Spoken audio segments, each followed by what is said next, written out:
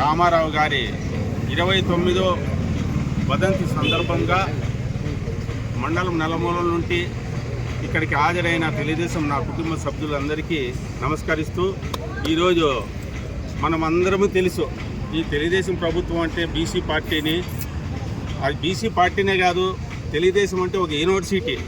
ఇది విద్య నేర్చుకొని బయటకు పోల్సిందే కానీ దీంట్లో నుండి వచ్చి బయటోళ్ళు గొప్ప చేసిందేమీ లేదు.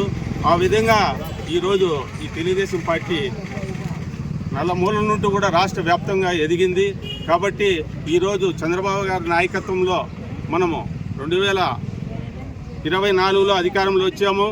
కాబట్టి మనమందరం కూడా చాలా గర్వంగా చెప్పుకోవచ్చు.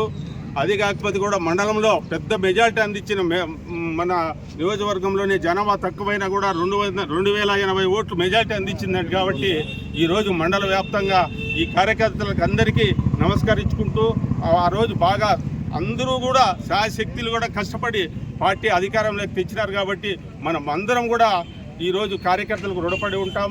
ఎక్కడ కూడా స్వార్థం లేకుండా ఎవరేం చెప్పినా కూడా వాళ్ళ శక్తి కొద్దీ వాళ్ళందరూ కష్టపడి ఈరోజు అధికారంలో తీసుకొచ్చినారు. కాబట్టి ఈరోజు మనమందరము సంతోషంగా ఈరోజు ఇక్కడ హాజరైనాం. కాబట్టి మనమందరం కూడా ఈ పార్టీని గురించి ఇంకా కూడా మనం అధికారంలో ఉండామని చెప్పి ఎక్కడ కూడా తప్పు చేయకుండా పేద ప్రజలకు న్యాయం చేస్తూ ఎక్కడ కూడా తప్పుటడుగు లేకుండా ఎవరికి నిజాయితీగా పనిచేసుకుంటూ ఏ ఆపద వచ్చినా కూడా వాళ్ళు ఆదుకొని ఈరోజు ఇంకా కూడా మనం పార్టీని ముందు తీసిపోయే బాధ్యత మనకు పెరిగిందని తెలియజేసుకుంటూ, అది కాకపోతే కూడా మన గౌరవనీయులు మన కందుకొండ వెంకటప్రసాద్ గారు ఎవరికి కూడా ఏ ఆపద వచ్చినా కార్యకర్తలకు అర్ధరేత్రి గారు తలుపు తట్టినా కూడా వాళ్ళు ఆదరించి వాళ్ళకి ఏ కష్టం వచ్చినా ముందరుండి అన్ని విధాల విద్యాపరంగా అయితేనేమి, ఆరోగ్యపరంగా అయితేనేమి, ఏ కష్టం వచ్చినా కూడా వాళ్ళ కష్టాలు తీరుస్తూ ఈరోజు మనకందరికీ ఆదుకుంటే నాయకుడు మనకున్నాడు. కాబట్టి మనం అందరం కూడా ఇంకా బలంగా కష్టపడి ముందు కూడా ఈ పార్టీని బలోపేతం చేద్దామని కోరుకుంటూ ఈ అవకాశం ఇచ్చిన పెద్దలకు అందరికీ